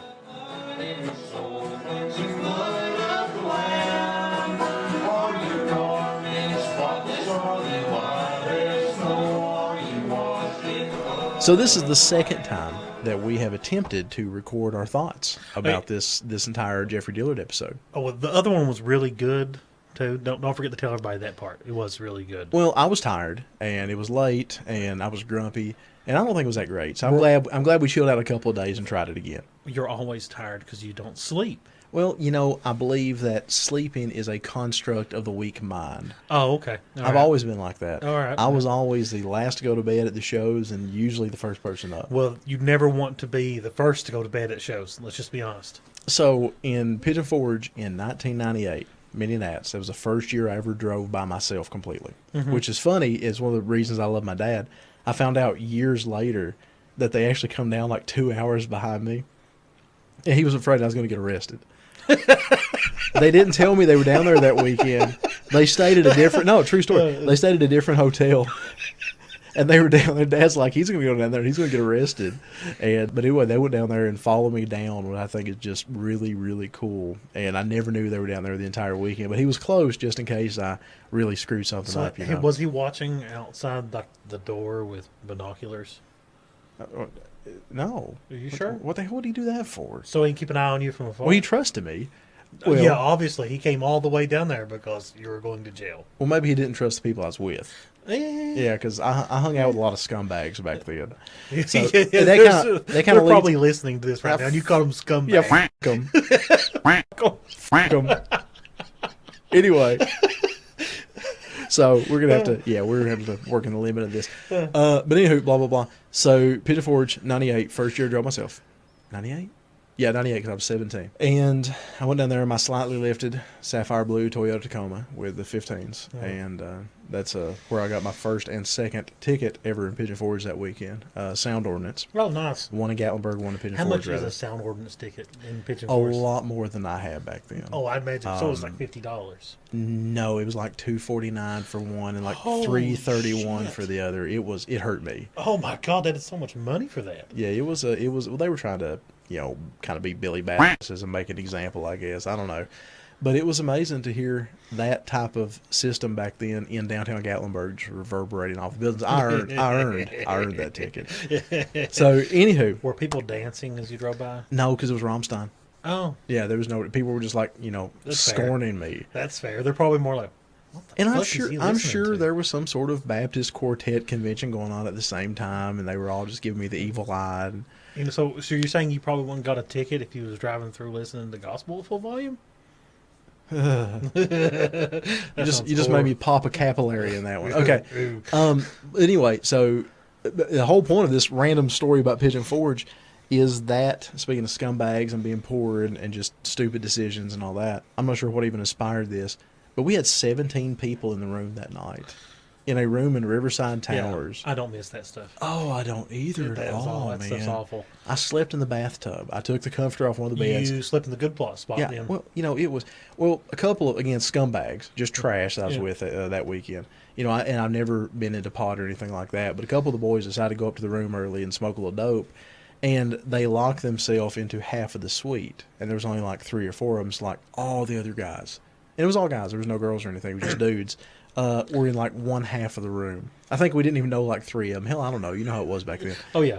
And I totally grabbed a comforter and slept in the bathroom, which I'm sure sucked for everybody because it was the only bathroom. But, then again, I was the last one to bed, and I was the first one up, and I hit my shower and got out on the strip before pretty much anybody.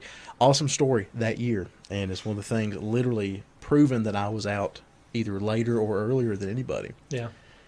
At that time in my life, I had never met Shannon Bullis. I had never met Andy Serginis. Do you know who Andy Serginis is? I don't. Andy, cool guy. I think he's in Canberra now. Don't hold me to it, but he's an old school mini trucker. He was the first person to ever have a body dropped, extended cab, long bed, 89 to 95. Toyota. That's a lot of truck. Yeah, it's a rad truck too.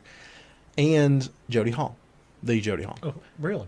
And with the Ranger with the snug on it, the one that ended up in Maryland. Yeah. All those 3 guys were at a gas station at a car wash directly across from Riverside Towers where we stayed. I was 17 years old. Didn't know any of them. I had no right to talk to them. I was in a almost bone stock Tacoma. I didn't belong there, but I was loving it. I went over to that gas station / car wash, and I just hung out creepily at the corner of the car wash listening, man. And it was so cool. I listened to Shannon, and I got a picture of those 3 trucks together at that car wash. Yeah. I don't think you can show me that picture. If I can find it before we post it, I'll throw it up as one of the revolving images on YouTube or something. Oh, that'd be great. That'd be great. But it's a Andy Serginis' Toyota. It wasn't bodied then, I don't think. The Ranger, the tandem Ranger, and Jody's bodied Ranger with the snug square body. Well, anyway, I just sit there for 45 minutes listening to those guys because at least 1 or 2 of them had just gotten town. 6 o'clock in the morning, something like that, 6:30. Just sun was just barely coming up. So early. It was so humid. So I mean, you could just feel the humidity in the air because Pigeon Forge, Minneapolis was famous for that. Just the humidity was so thick. And I stood there at the gas station and listened to those guys. And man, the story it was so rad. Listening to those 3 legends, I didn't know they were legends then. I just knew it was 3 badass trucks. I didn't know those guys would be just people that I would look up to and manage to learn over the years and stuff like that. And of course, I know Shannon better than anybody, but Andy Serginis and I went to a lawnmower demolition derby once on pure accident. It's a long story. We'll save it for another episode. I think that's a thing. In fact, I need to get up with Andy. Andy'd be a fun one to interview, actually. That's a thing. It's a thing. Oh, God, my ADD is kicking in. It's like Inception. I get so many layers of attention deficit here, I lose myself. To wrap the Andy Serginis thing up real quick, it was on BTR, I think. Back in the BTR days, I went to a show in Jeffersonville, Kentucky, which is a little blip in the road between Mount Sterling and Stanton. Yeah, I know where Jeffersonville is. Well, an older gentleman out there named David Chastings, I believe that's his name, Chastain. Older guy, has a 56 Crown Vic, a really pretty car, peach color if I remember right. He puts on a very large show out there every year, still does. He was an older man then. I don't know how old he is now, but he still puts his show on. Good size show, and I'm like, hey, I'm going to go out to the show today. I think I had Whitey back then. I think I was driving Whitey, but it could have been the pink truck. I don't know. Regardless, I was in something bag. And I showed up at a show with no other bag trucks, and then Andy Serginis pulls up, and he's like, hey, I seen your post. I thought I'd come out and check it out. Cool. And we're both sitting there, the only bagged vehicles in the whole grounds. And was everybody giving you the scorn look? Oh, man. Hiding their crybaby dolls, trying to make sure we didn't steal their dash plaques. Did they walk over and ask you how much of your truck was original? No, but I guarantee you that day I heard the, hey, Bubby, hey, haw, hey, in that thing. Yuck, yuck, yuck. Yeah, it's depressing. Did he walk over and say, now, that truck sitting on its tires? Now, granted, even though I'm not an old car person, that was a really good show. A couple hundred vehicles, good quality. And Jeffersonville? Yeah, wow. Legit. And the dude that puts on a super nice old guy. Wow. Really nice guy. But anyway, I know Joey Brewer's pretty good friends with him, if I'm not mistaken. That's kind of where I knew who he was. But anywho, blah, blah, blah, blah, blah. What the hell? God, I'm so many layers deep in this. Jeffersonville first. So Andy pulls up, and like in 3 minutes, we're bored. We're like, now what? You know? Yeah. And we notice like these just skitter jiggies. What's a skitter jiggy? We want to define that for everybody out there that's not a hillbilly. A skitter jiggy is a hybrid. A hybrid. Just a holler dwelling hybrid. Have you never heard the statement? Work with me here, Shay. Breathe. So you cracked up at hybrid, but not skitter jiggies? This is the idea of what a hybrid is. Well, okay, come on. Hybrids. God, how do I even begin? State police use hybrids to describe just trash. That's a KSP term, okay? Oh my I've God. learned that from... Is that really a KSP? Yeah, legit. Mention that to Tony sometime. I learned that from David Combs, the guy I've got the car tattooed Oh on. my God. On my leg. A hybrid. I learned it from David Combs years ago, and every trooper I've ever known. Now, that wasn't in Dad's generation. That was kind of a new one in him, but now he uses it too. But anyway, a hybrid is just trash. Just straight trash, okay? So you understand where we're coming from here. Okay. So all these hybrids were all of a sudden in this field next to us, and they're roping it off. And I'm like, what the hell are they doing? Like with police tape and stuff. And then all of a sudden, like a 73 F100 pulls up, just rusty as hell. You could throw a cat through the bed with this homemade trailer on it with like, Murray Lawn Boy with a flapper stack sticking out the side, like a Vance and Hines pipe. And like, we were like, what in the hell is this? And like go-kart roll bars welded all around it. And they just start pouring in. And all of a sudden, it looks like a lawnmower flea market. There's riding lawnmowers everywhere. Okay, imagine Mad Max Fury Road, except that Max was made of aggressively targeted grass, and every Murray lawn boy in attendance ran in a mixture of nitrous, cocaine, PBR, and regret. Oh, my God. My question is, did they have the decks on them? Did they like go at each other full? No, they did not. Full blade? They did not have the decks on them. They did not have the decks. But at least one had a guy strapped to the front playing a banjo and a mask. This is something I wish there was a picture of so bad. Well, obviously that part is a joke. Oh, are you sure? But I have to ask Andy. But anyway, that being said, so all of a sudden, just immediately, all these skitter jiggies are just running around in like worn out dicky, like work uniforms with like no shirts on underneath them and shit, and like overalls and stuff. And like pouring ether, straight into the carburetors of these things, and it's like this symphony of just pissed off, meth-addled bumblebees all of a sudden. And then they just like line up. And we're like, what in the hell is this? And some dude looks at us like we're stupid.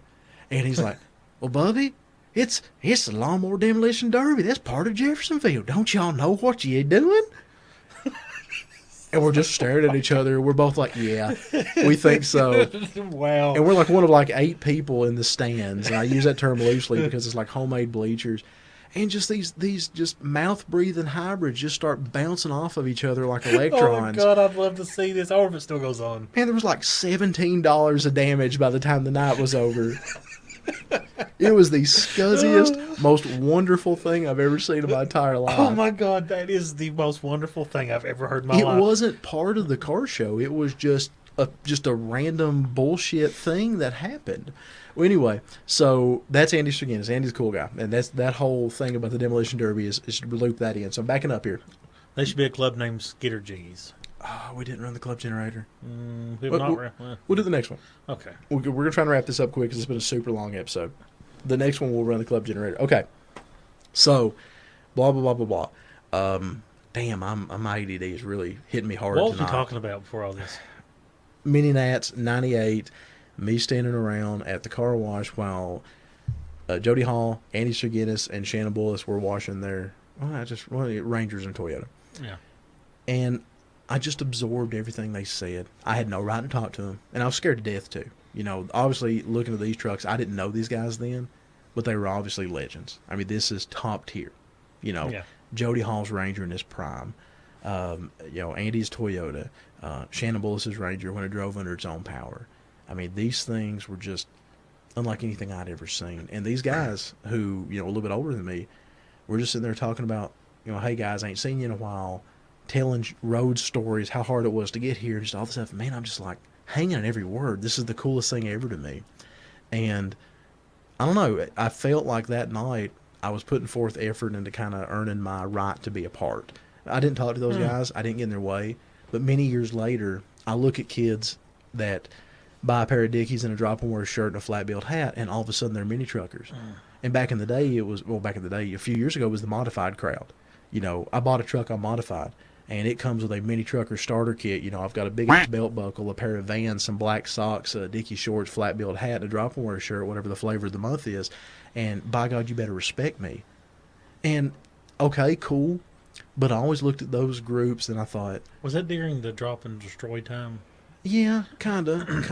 And then... Drop and of course, destroy time was a different time. You had the drag and destroy type, and then you had we just bought a former cover truck, but we deserved every ounce of respect that the builder deserved.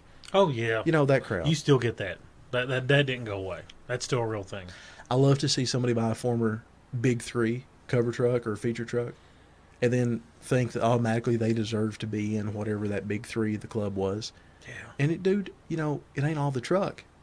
Anyway, again, a story for another day. Yeah. In fact, that's something we will mention when our good buddy from in Northern Kentucky comes on the club panel show that we will discuss at another date. Anyway, back to Pigeon Forge. So I felt that weekend that just by listening to those guys, I didn't earn my stripes just from listening to a conversation, but I felt that I was on the right path, and it had my mind churning, and it gave me somebody to look up to, even though I didn't even know those guys yet. It gave me somebody to look up to as far as this is the kind of cool stuff that I want to be a part of. I want to be a part of this one day. So did you go down there with thoughts of the stereo crowd, or did you go thoughts of just mini trucks? What was your purpose down there originally? I was a 17-year-old boy with a decent truck. What do you think I went down there for? Go balls deep. Well, chicken noise. Anyway, let's just say I went down there to be seen and heard. How about that? Okay. Okay. Balls deep. Anyway. Man. True. I have no idea why people listen to us. None. It's embarrassing. Does it make it any less true, though? Anyway. Anyways, so you went down there to go balls deep, or whatever you want to call it. Wow, I don't know. Did you just hit the mic stand again? I did. God, that's No, I went down there just to experience everything that I possibly could, and I don't know. It was just a culture thing for me. Was this the turning point for you? The turning point for me. When I was a little boy, and I think I already showed you this picture. My dad had a Chevy Love. Yeah. And he used to tinker in that truck, and we didn't have any money back then. It's when he was in school. He would go at night and just draw that truck.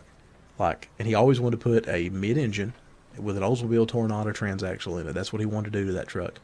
Kind of a mild Pro Street lowered look. And I remember being a little boy, 4 or 5, and drawing that truck too, trying to emulate my daddy, Mm-hmm. And, of course, my drawings suck. But I remember sitting around drawing that truck and thinking, I would love to do this one day. Well, then that got me into reading Truckin' and Mini Truckin' magazine. I started reading Truckin' first. It was more readily available back then, obviously, because when I was 5, Mini Truckin' wasn't even out yet. I think, 87, 88 was the first year of Mini Truckin'. I've got the number 1. I was going to say like 1990. No, 1990, they were already up to 4 episodes a year. 4, 6? Anyway. I think 89 was 4. 90 was a weird year. I think that's the year they started out to do 4, then added a couple or something. Anyway, blah, blah, blah, blah, blah. But I started reading Truckin', and then later on, Dad and I went to the Mini Nats on accident. We showed up there when I was probably 13 or 14 years old. So it would have been 93, 94, 95, somewhere in that range. Just happened to show up in Pigeon Forge for a vacation for that weekend. Okay. And we were down there, and it was a Mini Nats, and I was looking around like, oh my God. And I remember seeing Hurricane. Remember the big lifted Toyota, Keith Compton? Yeah. And I can always remember the picture of that bodied truck that's parked under it. There's been a few over the years. At the H word, because that's the first time I've seen her. The one that Little Jack had that Floyd ended up getting, the Toyota. Yeah, that's the same one, but had flames on the side of it. And the black Toyota that we called Darky, that was J.W. Houck's Toyota. I don't know if it was parked under. I know that I've seen what's his face is under the extended cab. Right. Babe, the body drop Nissan was under it. The stripper pole truck. I did see that truck under it too. Yeah. So anyway, that's an interesting truck. I remember going down there and seeing Keith Compton and Hurricane. He was just in like 39s back then. And while that was not changed. 54s I think was the last 54s or 56s, whatever his monster truck tires were. That being said, that was the first incarnation of it I've ever seen, and while that wasn't airbagged or juiced or whatever would have been more prevalent back then, or just hammered, it was amazing the length that somebody took a truck to. And at that point, I'm like, I'm going to do this one day. And I even remember telling Mom and Dad that when I get my license, I'm going to drive down here myself. And I was so fun. I'm sure the look on your dad's face was like of horror. No, actually, probably it was your mom's. Look of horror. Your dad was probably like, huh. I don't know, but Dad always enjoyed going to the shows with me too. So Dad has logged more miles behind the wheel with me than anyone. Dad needs a Chevy Love now. Now you want me to find him a Chevy Love? I tell you what, I would trade every truck I have to get a nice Chevy Love for him. Not that he has time to work on them. Oh no, but anyway. But to own one. Yeah. In general. My dad had a Chevy Love. That was the first Did truck. Really? That was the first truck I ever was around my entire life. And it blew up, so my dad boarded out and all this stuff. He used it to haul everything. No kidding. It's covered in coal dust. I still remember that truck is red, just like that one in the picture. Mom and Dad's was red. Yeah, it was just like that. And then Mom made him sell it to one of her brothers because they didn't have a vehicle at the time and they needed one. I'm sure that it's destroyed now. Oh, it was long because it ended up with my white trash grandfather's hands. Yeah, and he was a piece of shit. Well, that's the truth. Hell, he's dead and he's my grandfather. I can say that. That is your grounds to do. Yeah. I make no bones about my feelings about people. Why say something privately when you can say it in public? And on the internet. And on the internet for forever. Forever. Jeffrey Dillard. I don't know why people hate him. I've not figured it out yet. Everybody hates Jeffrey Dillard. I don't know why, though. I mean, like, he's a cool guy. Because he didn't swipe right on that poor dude in Nashville. The poor guy that he said was ugly. I thought he said he swiped on everyone. Oh, that was the one he didn't. Okay. Kind of a move, wasn't it? It really was. We need to find that guy. Yeah. Because, and say, hey, we're going to introduce you to our buddy. You're the only one he ever said no to. Oh, God. That's a hell of a line.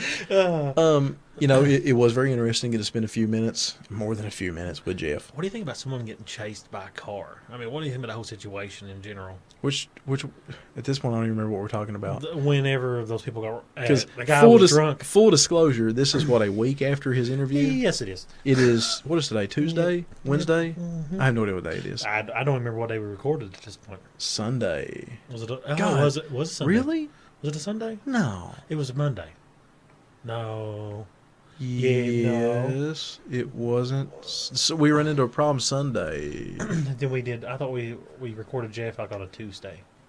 What are we even doing? Is this still the podcast thing? Oh, okay. Yeah. Anyways, Cool. At one point, someone got ran over at laid out the park. He was telling us the story about how he tried to stop them and all that. I think Jeff did the right thing. I do. But what do you think about somebody literally getting in their car and chasing around people? I mean, again, when the H word episode comes, I'll tell you the school bus story. Well, the school bus story. The school bus story. Oh, God. No, I mean, people, that's why we don't have nice things. It's true. It's true. Some people can't, Camp and Drag at one point had a problem. Jesus Christ, I was there that year. Yeah, they had all kinds of problems. All sorts of corn-fed country boys come in and started kicking up mud, and they're lifted, 12 valves. And I know at one point, that goes with the whole, what we talked about before, is you turn away certain vehicles. And if you want to keep a show a certain genre, you should just do that. At first, when the whole application thing come out, I didn't really dig it at all. Good reason for it, though. Well, I tell you what, it's kind of grown on me. Because how do you keep out the skitter-jiggies and the hybrids? Got a point there. I mean, that's true. Okay, fair enough then. And I don't know, man. There's going to be a learning curve with shows from going now on out, I think, as far as refining the crowds and I wouldn't be surprised if a lot of these shows with limited space do an application process. Well, I can't really blame them because I'll be honest with you. If I want to go to a show and I want to go to a mini truck show, I want to see mini trucks. Right. If I'll go to a classic show, I want to see classics, which I just don't want to go to one of those. Fair enough. But I don't want to go to a show and see the same thing over and over either. And I don't want to go and see what was somebody else's treasure that I call junk. Okay, I got you. I mean, I like stock vehicles and I like just, drops, but I go to see things that are a little more out there. I see both sides of the argument. I think you and I are a little bit different in that because my favorite class at the H word was the street class. And that's because the longer this goes on, we're going to have less and less mid-sized trucks that exist. Yeah, well, the fact that you said mid-size and not mini is very telling. Yeah. That, we've already transitioned. The mini trucks are becoming classics.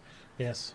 And what is going to be a bag truck in the future is going to be a full-size, because that's all that's going to be made. I think part of the scene was brought on because of the cheap availability of small trucks. Oh, yeah. When I was in my early 20s, anybody could afford an S10.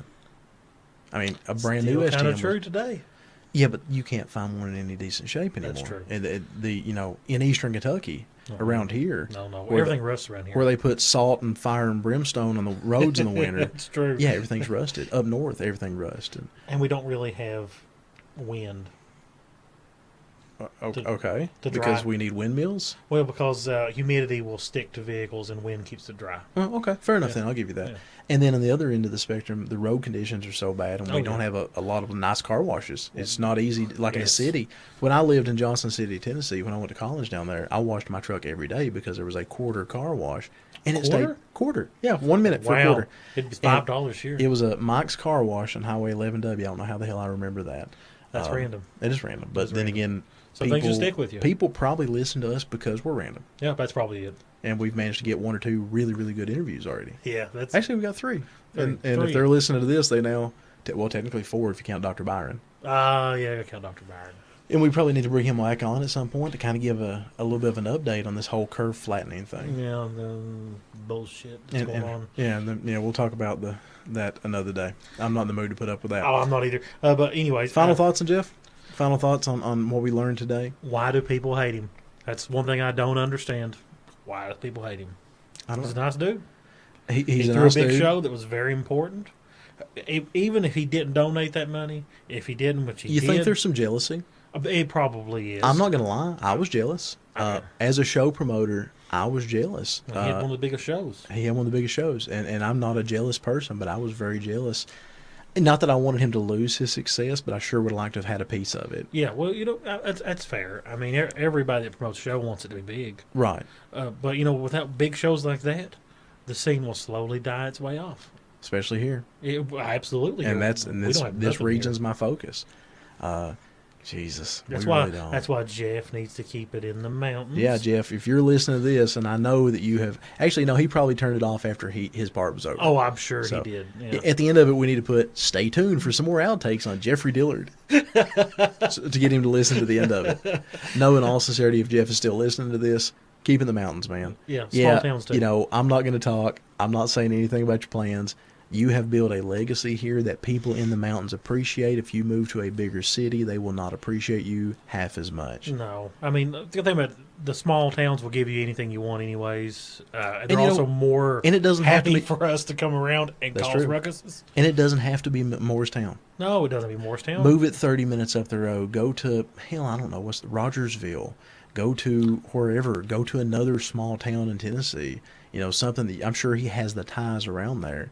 But keep it in the mountains. And they'd be happy to have you. They give you more stuff. Some of my best memories are traveling down 11W or 81 and seeing those Moorestown signs come up, and getting close to it. I can only imagine having to take a truck and trailer through like a place like Lexington, and it's not even a really big town, big city. Yeah. Could you imagine big city? Well, do that? You've done it, haven't you? Yeah, I have done it. And was it fun? It was not fun. It was awful, wasn't it? It was pretty terrible. Oh, I imagine it was. Could you imagine driving? Have you drove your back truck through Middletown? Through cities? Oh yeah. And do the cops seem to like you to be there? God, it's been so long at this point. It seems like since I drove through a big city, because I'm not a big city fan. I don't even like going to shows in big cities.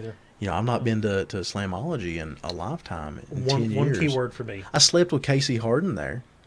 That's beautiful. Not like, that kind of sleeping with. But we shared a bed in a moment. And you cuddled. Well, no, I don't think so.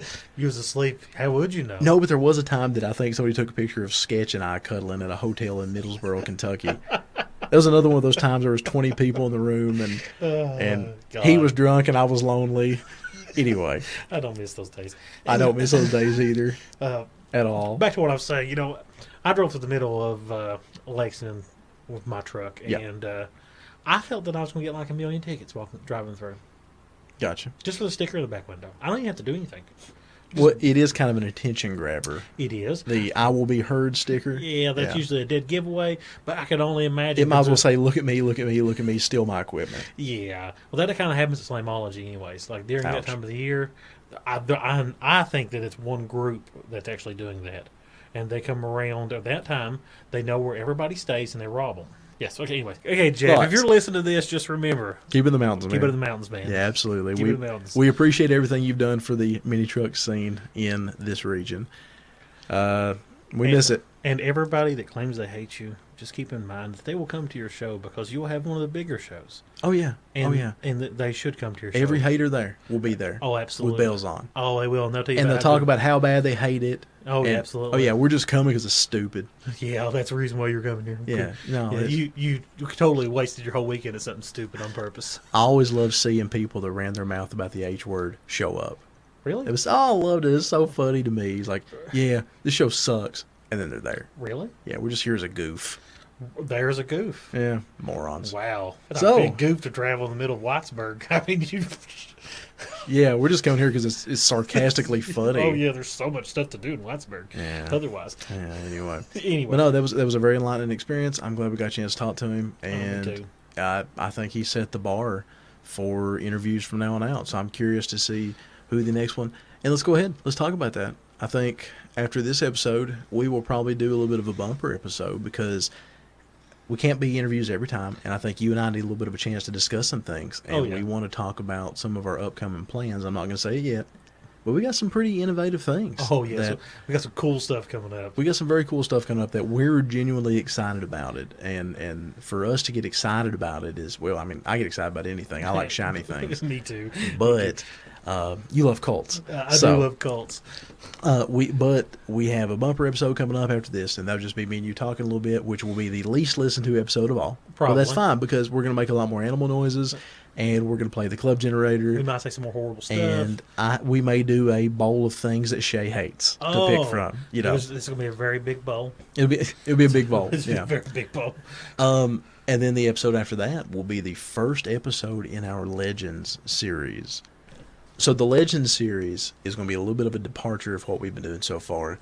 We're going to pick somebody that is and I like to say legend. That may not be the right word, but somebody that has been super impactful in one way, shape, form, or fashion to our development as mini truckers. If you will, mini trucker influencers. I like that so much better. In fact, I'm going to change the name. What? No more Legends series. It's Mini Trucking Influencers series. I love that. Are we mini trucker influencers at this point now? No, we're just two. We're just two assholes with microphones. Yeah. Yeah. Well, no, I like that a lot. The mini trucking or mini trucker. I don't know. That part's up to you, man. Influencer series. Now that's hard to say. Influencer. Series. That's a job nowadays, like a legit job, like a 40-hour week job, being an influencer. Wow. For companies. Wow. Yeah. Wow. Weird, right? So the first in our, I don't know, Legends or Influencer series. Yeah. Is Clint Perkins. Clint Perkins is a legend in the lowrider community, and he is most definitely an influencer in the mini trucking community. And an all-around pretty ass guy with a bunch of birds. I cannot wait to hear one of his stories. Yeah, no, his stories are going to be awesome. I've heard a lot of his, and let me describe what this whole thing is going to be. It is a departure of what we've done already. It is not interviewing show promoters. We're literally just going to be a virtual sitting around on the tailgate talking to somebody that has been very influential. Yes. To either us or the mini truck scene as a whole. And he's going to tell us all kinds of awesome stories. And whomever that guest is, it could be he or she. Because I have a lady in mind as well. Do you? Yeah, I do. We'll talk about that in another episode.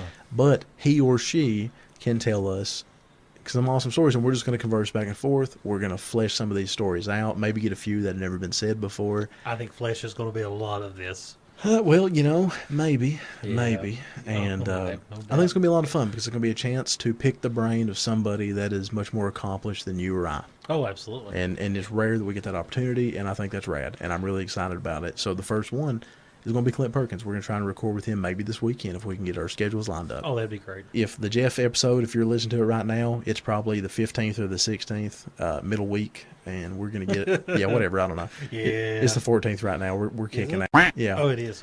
Okay. But hopefully we get Clint's episode out next week. I have a feeling that we'll probably have to divide it because if he is as fun as I think it's going to be, it's going to be a two-parter. Oh, absolutely two-parter. And that's something we'll continue to do. If the response to that is good. And I don't think the listeners realize you guys influence us. These private messages we're getting, these DMs and stuff like that say, hey, I like this. I didn't like this. That's rad. Text us. Let us know what you like. Let us know what you don't like. If you want me to shut up and let Shay talk more, that's fine.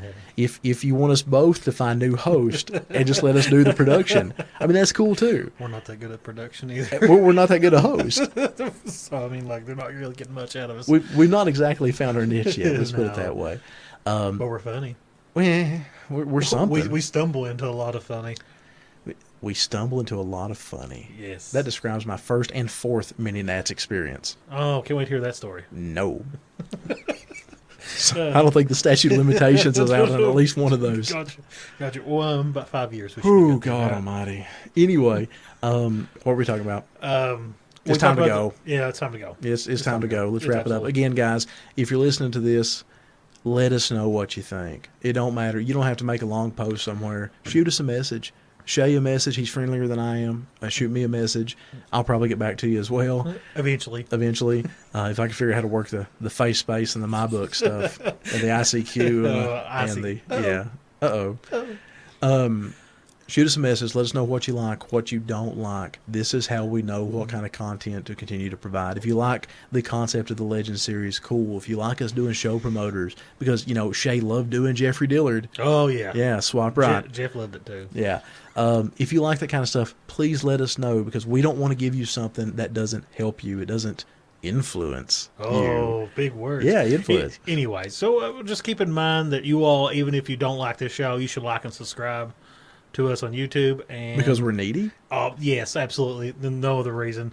You should also... I'm kind of blown away at the growth already, dude, in all sincerity. How does it work on Spotify?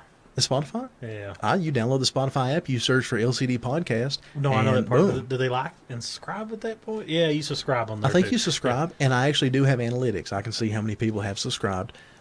Thanks to going through Anchor, I can see what platform that people listen to the most. Which one is that? Spotify by far. Okay. That's probably me. Apple is second. Really? Spotify by far, Apple second, Google's third, and then there's just a little random mix of stuff. And we seem to have a healthy YouTube channel too, all things considered. We've not hit that elusive 100 likes yet, but we're way over that in Facebook. So, that's all cool. You people listening to this show, you need to go subscribe on YouTube if you ever want us to do anything live. Yeah, that's one thing is I don't really dig the idea of doing Facebook Live. I think if we're going to do something live, we'll do it on YouTube so we can use our equipment. It's absolutely going to happen only on YouTube, so you all need to go do that. But I really don't want to do anything until we get to that 100 mark. I think that's a good benchmark. It is. And we will do something live as soon as we get it. So if you check us out on YouTube, just search for LCD Podcast. We are the one with the microphone and the saw blade, not the one with the really sad-looking dude reviewing technology. That's the other LCD podcast from like 4 years ago. Is it really? Yeah, it really is. It's really sad. No, he's like in a sad hoodie, and he's looking for friends. It reminds me of that guy on YouTube that he tries to fix things, and it keeps blowing up on him. You know what I'm talking about? No, I don't. Remind me to show you that after the show. Okay, cool. Please like, share, and subscribe on Facebook. The social media helps us out a ton. We just started an official Instagram channel. It's the @LCD Podcast. So we are at LCD Podcast on Facebook and Instagram. I thought somebody actually took it, but it looks like it's ours, or I don't know what the hell I'm doing. Both are equally possible. You never know. So if you get a random like from the @LCD Podcast, I just went through my list of friends from my other gig page and tried to like everybody. I like so many people that Instagram sent me a message pretty much that said, "You're spam, just quit." So, and I had to go through a little process to make them know that, no, I'm legit. I'm just lonely. I need positive affirmation from listeners. So if you all have added me on Instagram, don't forget to go like and subscribe or follow. I guess what it is on Instagram. I guess it is follow? It's follow. I think you followers and following and stuff like that. Yeah, That way please. keep track of us. You're what, King. of.loud.1/9er9er. I don't know. 666. Yeah, What? whatever. What? And you can find me, my semi-personal accounts at the @app car shows, APP car shows, although I really don't use it anymore because I think thanks to the coronavirus, my DJ gig is pretty much foobar. Yeah. At least this year it is. The @LCD Podcast Instagram, @LCD Podcast on Facebook. Remember, I love cults. Ladies and gentlemen, for myself, LMC, and my co-host, Shay Mullins, you have once again wasted time listening to the LCD Podcast, Episode 5, Everybody Hates Jeffrey Dillard. Y'all have a good night now. I reckon it looks like you've done wasted half an hour or more listening to the voice of the lowlife. You're still in the spirit. Don't fret. Them boys will be back out of their hollers in just a week or two with the next part of this fine episode. Thank you for listening to the Lowest Common Denominator podcast with your hosts, Lee and Shay. See y'all next time.